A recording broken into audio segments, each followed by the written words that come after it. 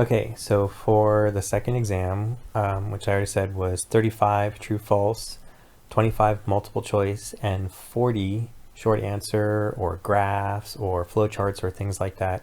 The topics are skeletal muscle, cardiac, which includes circulation, and blood.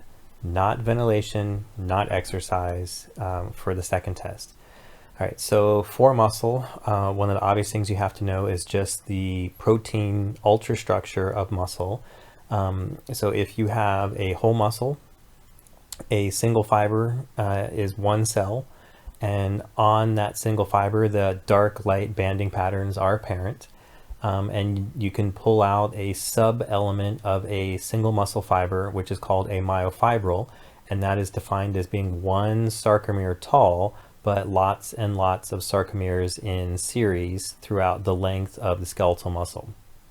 The dark and the light banding pattern is predominantly given by the density of all the proteins in here. So this chunk, this little rectangle right here, which is the thick filaments, comprises the A band from A to A right there.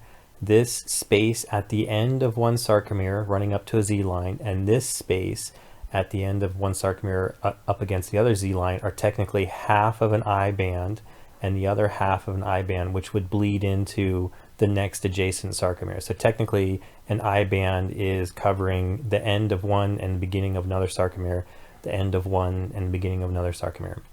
Other things, the center of it is just called the M line, and the space between the tips of the thin filaments is called the H zone, and this is important because this distance can change as the tips get closer, and this airspace right here can go away during contraction. The other protein element you see going through the thick filaments here is the protein titin. The thick filaments are predominantly made up of myosin heavy chains, although there are light chains on them too. And then the thin filaments are made up of three different proteins: actin, which is globular, but then you thread it into a filament of a helix; tropomyosin, which is technically also a helical filament which wraps around the binding sites on actin; and then troponin, which technically there's three different types of troponin. So if anyone ever asks you, there's a T, there's an I, and a C. So I won't quiz you on that, but there are actually three different types of troponin in here. So these are all different protein components that are visible in a sarcomere, which you assemble into a myofibril, which you pack back into a single muscle fiber, which you pack into a whole muscle, which is surrounded by a covering like a fascicle. Okay. In skeletal muscle, there is control coming from a single alpha motor nerve, which has its cell body in the spinal cord and extends down to the body of the muscle. And then all of the individual muscle fibers are divvied up. So if you only had two nerves, like in this example, then each of these nerves would innervate maybe 50% of the muscle. Any given muscle fiber has one connection only, a neuromuscular junction, which is traceable back to a single nerve. Now that nerve might have other muscle cells that it controls, but each skeletal muscle fiber goes back to a single nerve. This neuromuscular junction here is going to create a graded potential, which you hope will induce an action potential in muscle. It's different in muscle than it is in nerve because the action potential is going to not come unidirectionally down the nerve, but it's going to spread out in both directions along the skeletal muscle, and it's going to extend down into the T-tubules. The neuromuscular junction releases acetylcholine. The types of receptors are technically muscarinic, and this provides you with voluntary control over your skeletal muscles. Okay, in looking at motor units, you can turn these things on differentially, so you could activate one or two or three different motor units, and that is the phenomenon of recruitment, which we'll look at later in one of the load recruitment graphs. Here's the business end of a neuromuscular junction. This is the myelinated nerve. Here are your vesicles of acetylcholine, and these are acetylcholine gated receptors that will give you an end plate potential, which is a large graded potential. That gets picked up by voltage gated sodium channels, which then give you a normal action potential like you've seen in nerve, except that it spreads out in this direction and in this direction as well. This is excitation contraction coupling, or putting it all together. So this is a skeletal muscle fiber here.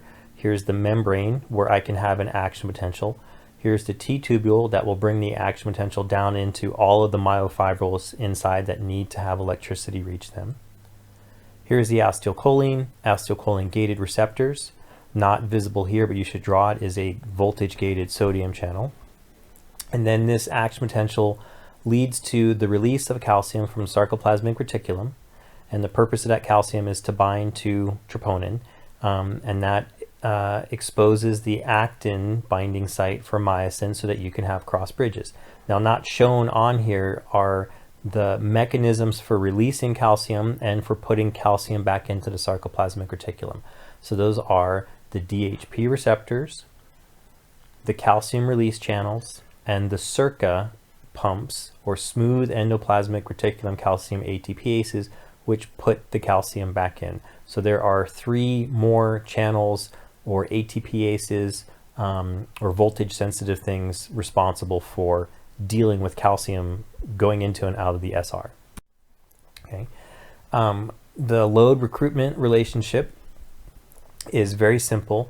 It is simply saying that if you have increasing weight that the muscle is trying to work against, that you're going to need to turn on more and more of your motor units that will give you more and more percent of your muscle participating in the contraction up to 100%. And that will give you 100% recruitment. So that's just relaying again the importance of the motor units. The force velocity function has a lot going on here. So the x-axis is if I'm putting more and more weight on a muscle, how is it going to behave? This is the shortening velocity. And so if the load is 0, then the muscle can move as fast as it possibly can. If you start to put weight on the muscle, it's going to move more slowly. If I put more weight on the muscle, it will contract even more slowly, and at some point you'll have so much weight opposing the maximum force that the muscle can exert that the muscle cannot shorten. There is no apparent outside movement of the muscle, but of course the cross bridges would be working to try and move it. It's just that there is an external strain that is keeping this from moving. So up until this point where I have muscle shortening, that's called a concentric contraction or isotonic shortening. This is isometric because there's no outward movement or no distance change in the muscle. And then as you either lower something down or external strain pulls the muscle away from how it's working, this is an eccentric or a lengthening contraction. Okay. The length tension relationship very simply equates the amount of overlap between actin and myosin here. And there are situations where if the muscle is, again, externally pulled further and further apart, then what's happening is the thin filaments are moving away, and it's potentially exposing myosin heads that don't have anything above them to grab onto. So the amount of force that you can generate is proportional to the number of myosin heads that can grab stuff. So here I have these heads can all grab on something, but here I have some that can't. And so the force is going to be less. Usually this is constrained within a certain distance change in the body because of joint restriction. So this is normal body movement. If you take the muscle out of the joint, then you can pull it, you could hyperextend it basically, and you could also allow it to sort of crash into itself as it gets really flaccid, and then the thin filaments might actually interfere. So here the thin filaments interfere, less force. Here I don't have very much myosin overlap with the actin, and my force goes down. Okay. In muscle fiber types and in the discussion of this is confusing, I admit, and it's usually not covered very well by the book. So you just have to be aware that muscle fiber types have been called different things by different people in different ways depending on kind of what their slant is. So my slant is that I usually go to the myosin. So what is the type of myosin that is being expressed in the muscle? And that's where the type 1 the 2A, the 2X, and the 2B come from, because those are describing the myosin isoforms, different protein isoforms from different genes that you can substitute into the myosin thick filaments here. So any given muscle cell can have type 1 myosin in the thick filaments, or maybe it has 2A, or maybe it has 2X. And that used to be all it could be. It turns out within a single fiber, you can actually have some of these being type 1, some of these being 2A, some of these being 2X. So you can have a whole mix of it. So there's an infinite possibility for what you could have any given muscle cell express. It could be, any percentage of these myosin isoforms. And in humans, your options are you have slow type 1, fast type 2A, and fast type 2X. 2B is a more rodent isoform. And what the slow and the fast is referring to is technically the myosin ATPase activity. How quickly does the head cycle through a cross bridge? So this goes slowly, so it kind of makes maybe one complete rotation a second. This might make 2 rotations a second, and this might make 3 rotations a second. So because this one goes faster, it's going to use more ATP because each rotation is more ATP. Because this goes more slowly, it uses less ATP. So not only is there a speed difference between the isoforms, but there's also an efficiency or an energy consumption difference between the isoforms. This uses less ATP than this on a per time basis. So that's one way of describing muscle fiber types.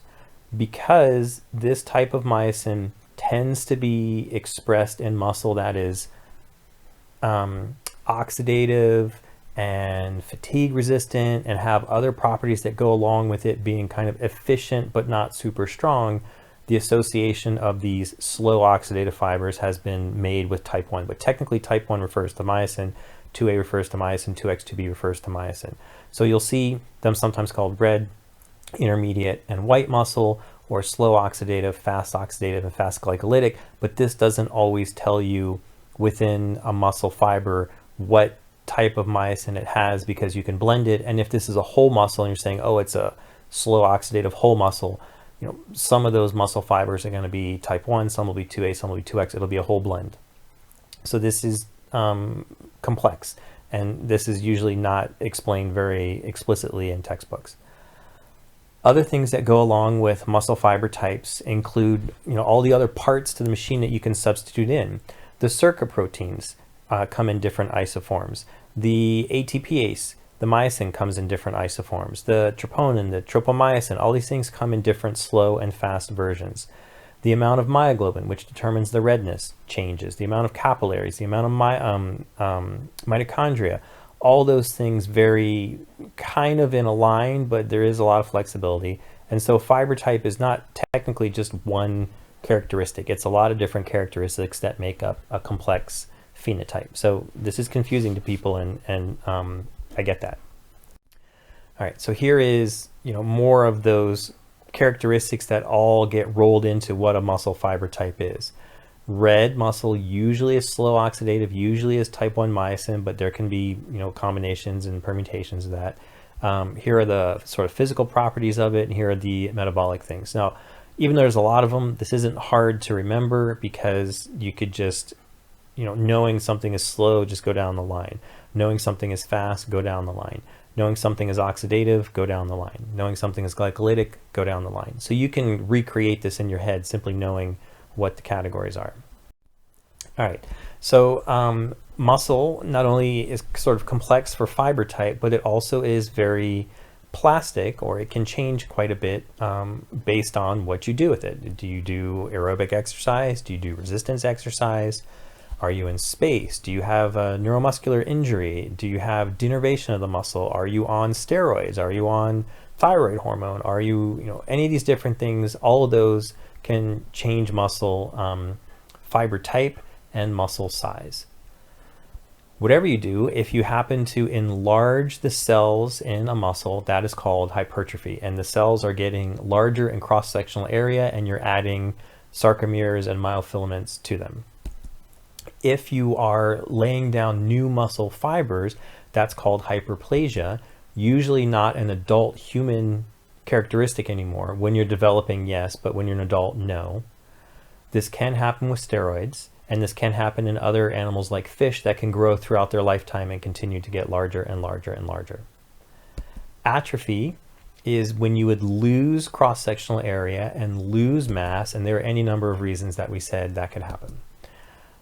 Other things that can change besides the size or number of the fibers is the things that support the fiber, so capillary density, myoglobin content, the types and amount of enzymes you have, whether it's aerobic or anaerobic favoring pathways, mitochondrial density. All of these things can change, and they can increase endurance when they increase, and they can decrease endurance if they happen to go away, which they would usually with atrophy. Other things you can do to the fiber besides its endurance capacity and its size is the fiber type itself. So you can change the myosin expression. Usually endurance tends to shift things slower, and you have to be careful.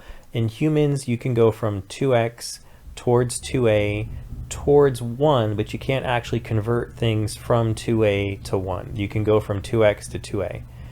In other animals, you can go from 2x to 2a all the way down to 1. But in humans, you're born with 1, and you can roll a and x around, but 1 stays the same. You can do all of these other things that affect endurance, but type 1 is basically you're fixed with that in any given gene. Power can shift towards faster, so you can take 2a and you can make it 2x. In other animals, you can go from 1, you can make it 2a, you can make it 2x, you can make it 2b. So you can have faster shifts. Just humans are a little bit more limited in what they can get away with. But these things would constitute fiber type conversions. Okay, so that's most of it for skeletal muscle. In hindsight, there's that one figure that does show sort of a summary of the DHP receptors, the T-tubule, the calcium release channel, the voltage-gated sodium channel, and acetylcholine-gated channel all on one slide. So that's kind of a nice one to remind you of all that stuff. All right, to the heart. In the heart, you simply have to know some of the anatomy, so all the different chambers, what they do, the blood vessels going into them and out of them, the different roles of the chamber. So humans having a 4-chambered heart, atria are booster pumps, ventricles are the main pumps.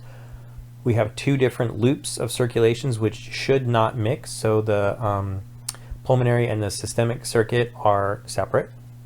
You also have layers of the heart, so from outside to in, you've got the epicardium, the myocardium, and then the endocardium, which is the thin part, thin membrane that keeps the blood from actually touching the muscle itself. Then you have different types of cells, so most of it is muscle. Some of it is conducting, and some of it is the pacemaker or nodal cells. Okay, of the valves, you should know all 4 of them. They have multiple names, so this is also called the right and the left AV valves. Semilunar valves are sometimes called right and left semilunar, or more directly pulmonary and aortic. They have different anatomy. This AV valve is for letting blood come in from the top. It's going to then have forces trying to push blood backwards, which it has to oppose. And the chordae tendinary and the papillary muscles help with that. The semilunar valves have blood come out from underneath, and then as that blood turns around and falls back, it cups these flaps here and closes, but this is susceptible to failure. So if it doesn't close all the way, then blood can leak back in. These are susceptible to failure. If blood goes backwards and you have eversion, that's bad. And also if these don't open up cleanly because they start to get gunky, that is a potential failure. So all those things give you either stenosis of a valve, where it doesn't open fully, so that's a turbulent, noisy murmur, or a valve that doesn't close, which is kind of a whooshing or whispering murmur where blood goes out and then it turns around and kind of leaks back in. So this is insufficiency, backflow. This is stenosis, or a narrowing of the valve. Right? The conduction system through the heart, SA node, interatrial pathways give you the right and the left atrium. Remember, there is a barrier between the atria and the ventricles so that this electricity does not make the ventricles start going from the top. You direct this pacemaker electricity to the AV node where it sort of delays it, send it down through the bundles, and then direct it from the Purkinje fibers from the apex of the heart up through the ventricle, so you have bottom-up squeezing. Also, when the electricity gets back up here, I need to insulate it so that I don't just have a perpetual motion machine. So all of these have pacemaker potential. You can have ectopic foci when they beat out of turn, but it should go SA, AV node, bundles, and Purkinje's, because this is the fastest, slower, slowest, and even more slow if you were just to let it do its own thing. So this controls this by just talking faster. This controls this by talking faster, on and on and on. Okay. There are a lot of different action potentials that you could describe in the heart. Are you talking about an atrial action potential, a ventricular action potential, the SA node, AV node, bundles? All those would, have their own slightly discernible potentials. But most textbooks focus on the left ventricular potential because it's the largest. And then the SA node, even though the SA node potential is not the one that's going to induce the ventricular action potential. So those two we'll go through. The ventricular action potential is different than other action potentials you've seen. One, because it takes a very long time, a quarter of a second as opposed to 1/1000th of a second. It's unique in that there's no hyperpolarization. It just goes up, comes down. And it's unique in that for the first time, you have calcium playing a major role in keeping something depolarized. So the sodium gets you there, but the calcium is what keeps you there for all this time, and then the voltage gated potassium gets you back. It's also quite large, so -90 to +20 or +30 is the depolarization. So it's a huge action potential that you want to make sure you engage all of the ventricular myocardial cells, which, remember, have to pass this electricity through gap junctions. They are not individually innervated by nerve, and so this must spread cell to cell to cell. The graded potential, which gives you this initial depolarization, comes from some pacemaker cells. Honestly, by the time it gets down to the ventricles, this should be a Purkinje fiber action potential here, but they'll say, to start off, this is the SA node fiber action potential, and it might look very similar, but it's technically not the SA node that's doing it.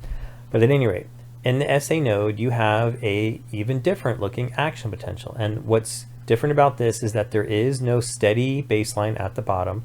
It is constantly attempting to get up to threshold. Every time it gets to threshold, it has its own action potential, which would be the graded potential for inducing the muscle around it. And this chunk right here, which is the resting quote unquote potential, can be steeper or it can be more shallow. And if it's steeper, you have a faster heart rate. If it's more shallow, you have a slower heart rate. And so this is the primary mechanism for adjusting heart rate, is to mess with this chunk right here and have it either achieve threshold sooner or later to give you a faster or slower heart rate, which is going to allow sodium to come in here and calcium to come in. So that's going to give you a faster heart rate. And then the parasympathetic side here is going to give you more potassium efflux, which hyperpolarizes. And this should be, it reduces calcium influx. So you take away some of that depolarization, and you also limit the extra contractile strength that you would get from calcium. So it hyperpolarizes the cell, reduces the rate of depolarization, so heart rate slower here, heart rate faster there. On the EKGs, they were just simple events to remember. So P, Q, R, S, and T are your three main wave-like things. This is atrial contraction. This is ventricular contraction. There's atrial relax here, ventricular relax here. This would be SA node. This would be AV node bundles Purkinje, and this is everything resetting. We did some quick pathologies. I won't show you pictures of these. I won't make you draw them, but you should be aware what the things are. So heart rate can be too fast or too slow. You can sometimes have it not make it through the AV node, which gives you a dropped beat.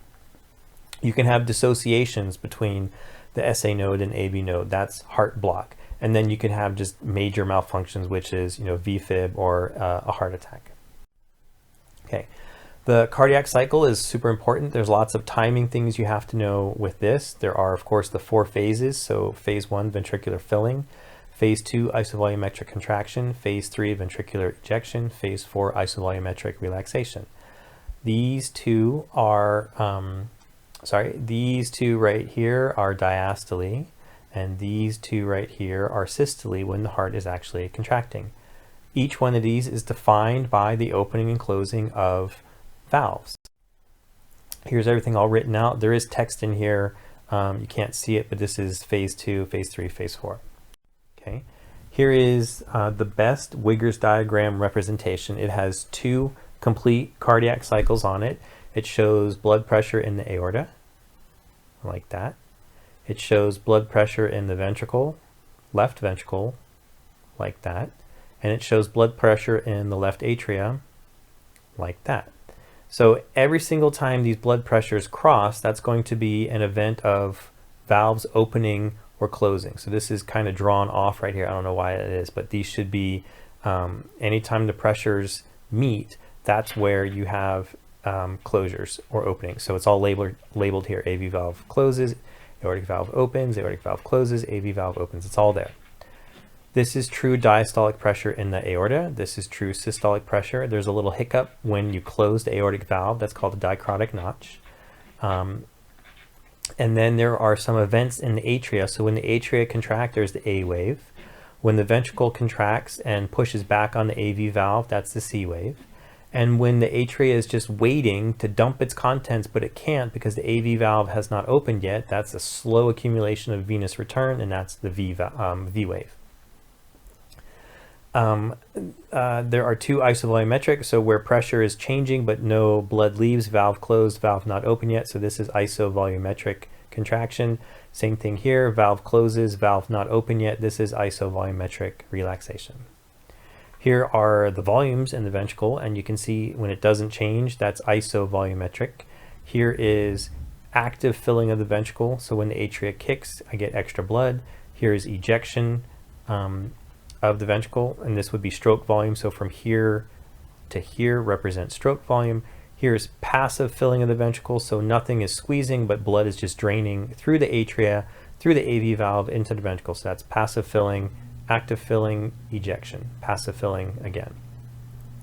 EKG waves with that, and then the heart sounds. So first heart sound, all the AV valves close.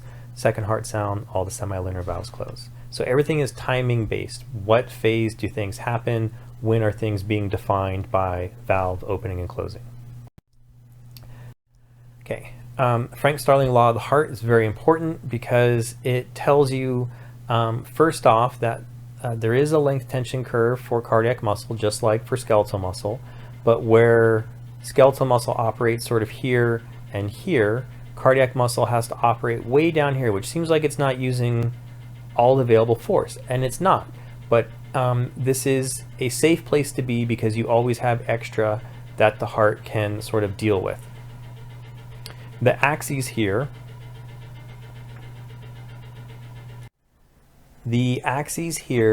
could be lots of different things, but this is basically stretch of the ventricle, which would be length, and then this is the force that you get out. Well, what's going to stretch the ventricle? That's preload, and preload is end diastolic volume. How much blood do I get into the ventricle before it contracts? So more blood volume, more blood volume, more blood volume, more preload, more stretch. There is a built-in property of the sarcomeres in cardiac muscle that if you stretch this much, you get this much force, okay? So I put this much blood in, I stroke out this much blood right here. Now this is always less than this. Okay, so you never get all the blood in, all the blood out. There's always some remainder of blood, which is why it's dangerous to go all the way up to here, because now at this point, if I have, say this much blood, I get out barely half of it. Then that's going to make it harder and harder to get blood out, and this is dilated cardiomyopathy, or backwards heart failure because I'm going backwards, or congestive heart failure where the volume is getting larger and larger and larger. Things that will affect the Frank-Starling law are sympathetic activity will make it stronger, a failing heart will make it weaker, and then any number of intrinsic things that affect preload and afterload and all that stuff. Cardiac output, real simple, heart rate times stroke volume. We already did EDV, so end diastolic volume represents stretch or filling, and systolic volume represents what's left over, so there's a partial emptying. So stroke volume will always leave something in there.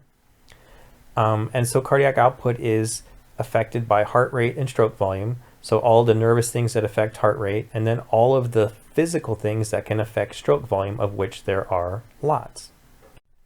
So here are the physical determinants of stroke volume: filling time, filling pressure, blood volume, venous tone, gravity, muscle activity. All these affect end diastolic volume. And systolic volume is really either what is the resistance to getting blood out, or what is the strength pushing blood out. So if you change the contractility with Starling's law or sympathetics, you can affect ESV. And if you have resistance afterload, you usually would reduce ESV.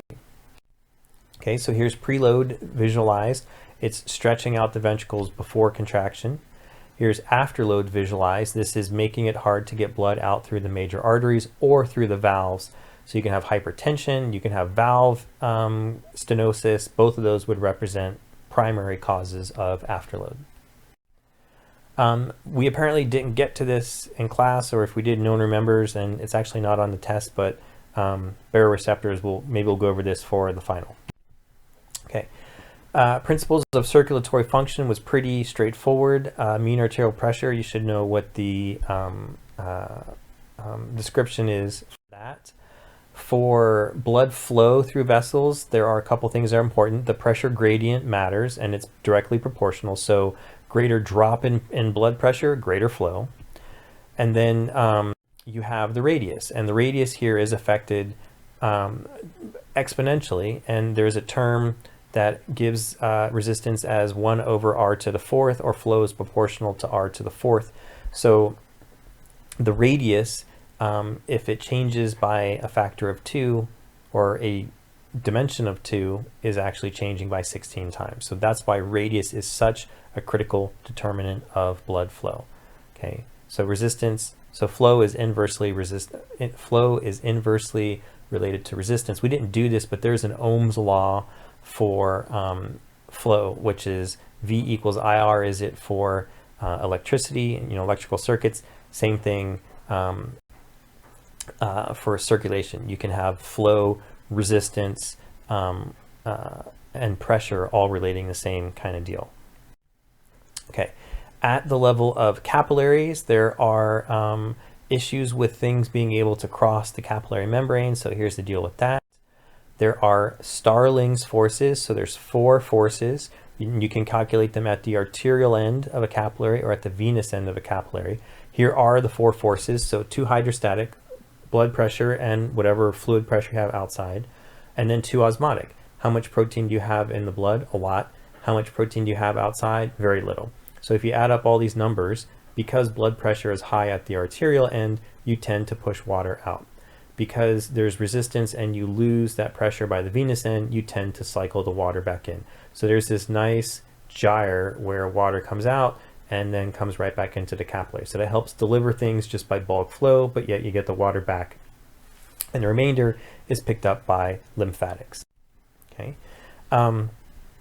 In describing the overall control of the heart, the parasympathetic system, because all it can do is acetylcholine, technically only affects heart rate, which can reduce cardiac output and therefore can reduce blood pressure, but the only target you have are the nodal cells. So all you can do is slow heart rate down by applying more parasympathetic.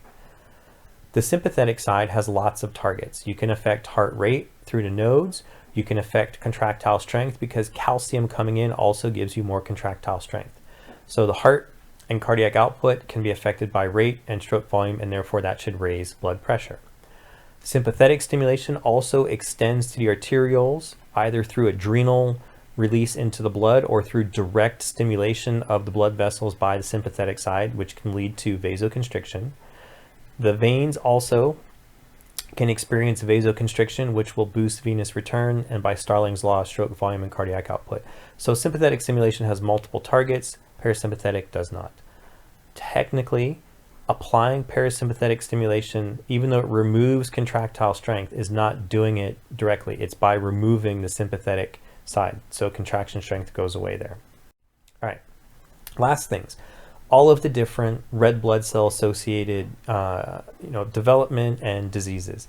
You should know the way that blood separates by centrifugation, aqueous portion, buffy coat, and packed red blood cells down at the bottom. That's the hematocrit. So there's the calculation.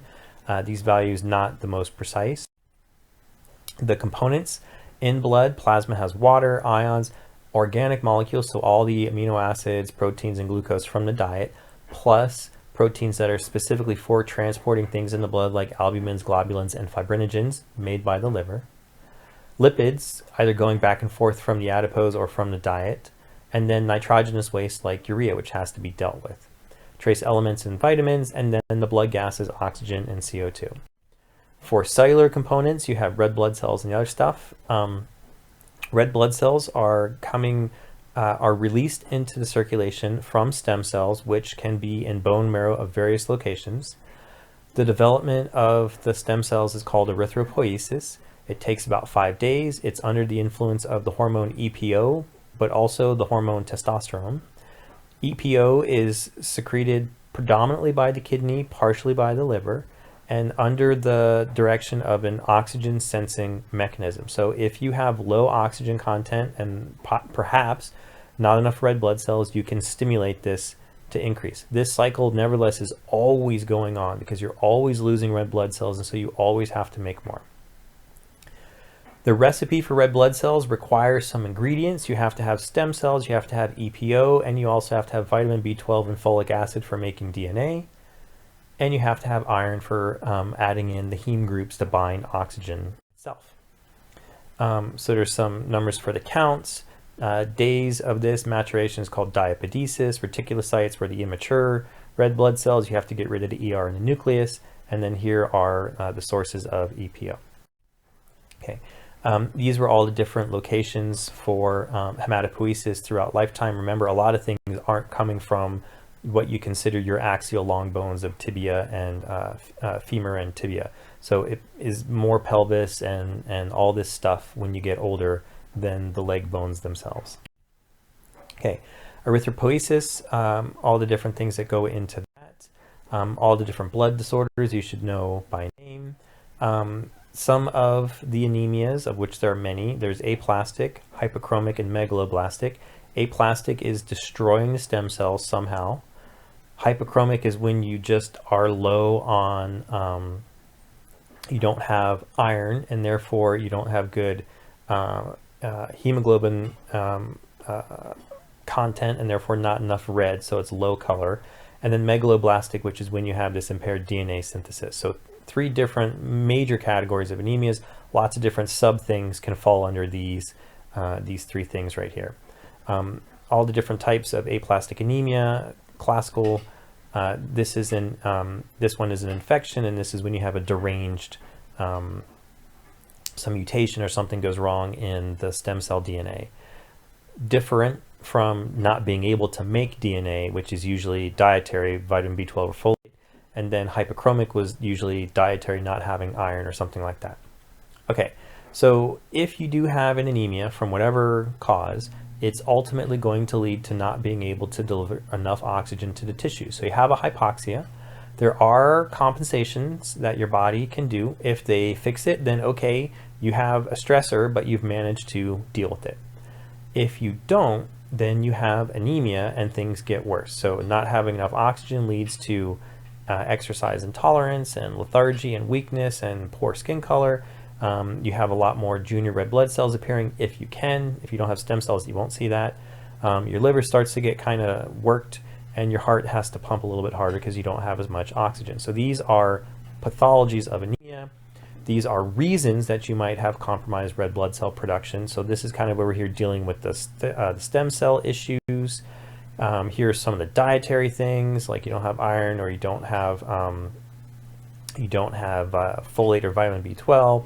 Here are kind of some hormonal things. So there's all different types of reasons for why you might not have proper red blood cell production. Polycythemia, a rare disorder where you have too many red blood cells. This one is exercise induced. This one is a genetic aberration which is fatal. Pernicious anemia is an example of having ulceration of the stomach, and it affects intrinsic factor and absorption of B12 from the gut. Thalassemias, remember you had the different alpha and beta subunits for hemoglobin on different chromosomes. You have different numbers of loci for alpha and beta thalassemia. So you have different degrees of alpha, so from carrier to fatal. And then for beta, you have minor and major. The symptoms of these were all very similar. And remember, this would happen in children, so it's developmental. You've got stunted growth, you've got softened long bones, you've got all the hypoxia issues, the splenohepatomegaly, and they can be treated by blood transfusions or bone marrow transplants, but they're kind of a big deal in the rest of the world, not so much in the United States. And so here's all the symptoms and treatments for that. Okay. All right, sickle cell anemia we went through. It's a weird one because it should be a deleterious mutation and it persists. Leukemias being the white blood cells. Blood groups, remember there's ABO as well as the Rh positive negative.